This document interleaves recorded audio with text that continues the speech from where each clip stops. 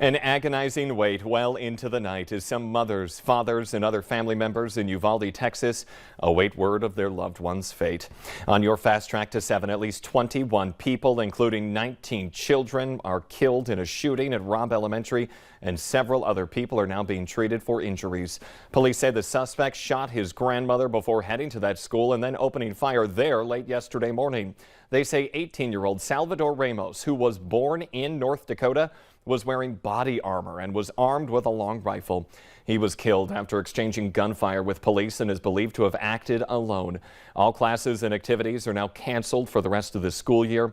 Flags are flying at half-staff in North Dakota, Minnesota, and around the country in honor of those victims. In an emotional address to the nation after the shooting, President Joe Biden called for Congress to take action on gun control. The president urged lawmakers to stand up to the gun lobby, saying that he is sick and tired of the violence and inaction. And the country is now on high alert after that mass shooting at the Texas elementary school. Here in the metro, Fargo police have a serious warning, saying they have noticed more children shooting toy guns that look incredibly realistic. The Valley Today's JC Dodd joins us live in studio with the conversation parents need to have. Good morning, JC. Good morning, Jordan.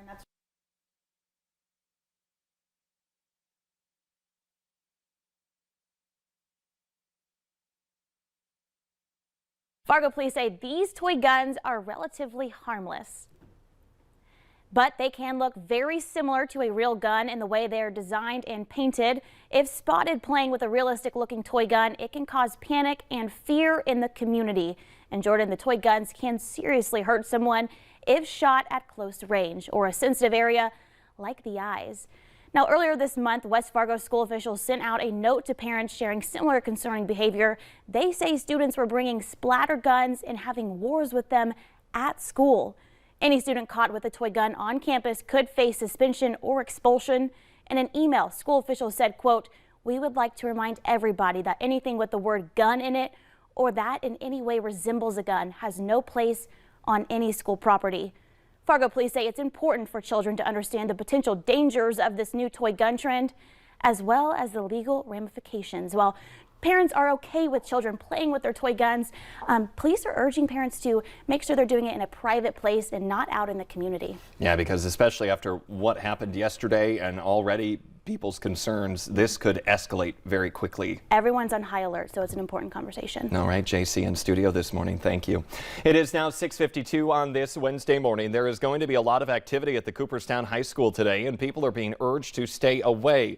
First responders from neighboring counties are taking part in active shooter training.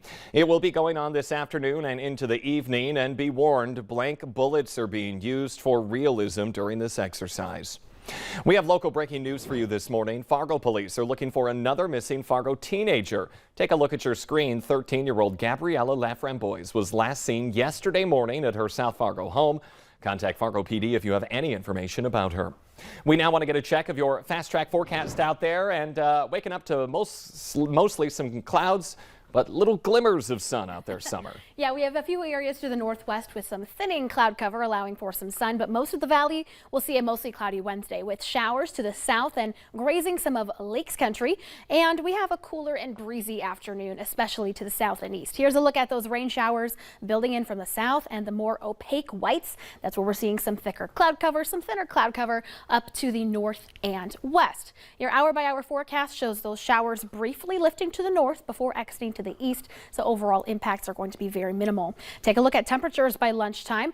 Coolest in our Lakes Country areas, 56 Detroit Lakes. Meanwhile, 65 out in the Langdon area. Will be much warmer in eastern North Dakota, where we do see some more sunshine, primarily staying in the 50s for areas like Detroit Lakes, Fergus Falls, and Wadena. Then heading into the weekend, gorgeous tomorrow and Friday. Chance of some severe weather, though, Saturday and Sunday, just in time for your Memorial Day weekend. So stay tuned to the latest forecast. But I like that upward trend we have with the temperatures there. Yes. All right, Summer, thank you this morning. It is now 6:54. President Joe Biden plans to sign an executive order on policing today. It's the second anniversary of George Floyd's death, at the hands of Minneapolis police.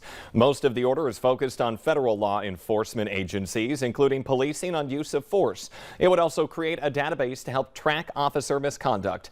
The administration cannot require local police departments to participate in that database, which is intended to prevent problem officers from hopping from job to job.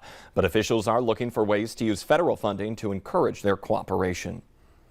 The family of the woman who was shot last week in a Fargo restaurant says she has significant brain damage. Lucia Garcia's fundraising page says doctors are not giving the family much hope for the 21-year-old's recovery. She and her baby were shot last Wednesday inside Plaza Azteca restaurant by the boy's father. That 7-month-old boy, Dominique, is recovering from gunshot wounds to his thigh, side, and hand. The shooter later died of a self-inflicted gunshot wound. Police say a man whose body was found in Grand Forks does not appear to have died from natural causes. Officers got a call yesterday about an unresponsive man in the 1200 block of 39th Street North. Anyone with information is encouraged to contact Grand Forks Police or use that Tip 411 app. A man accused of killing his 5-year-old foster child on the Spirit Lake Reservation now wants to withdraw his guilty plea. Eric Longy Jr.'s foster child was found dead in a home in May of 2020. Longy and his wife Tammy pleaded guilty to murder, child abuse, and child neglect. But now Eric Longy says he is innocent. He says he felt his attorney was disgusted with him because of the nature of the case and forced him to take that plea deal. A New Salem, North Dakota man is pleading guilty to raping his child's babysitter. Prosecutors say Alexander Stump Malam provided alcohol to a minor who was babysitting his child in March of 2021. A witness told police that they later walked in on Stump Malam raping an unconscious person in the bedroom. Court records allege that investigators have found more than 1,200 pictures and nearly 2,000 videos of child porn on a Holly man's cell phone. Court documents say that police received tips that 22-year-old Joshua Fensky was sharing child porn on Snapchat.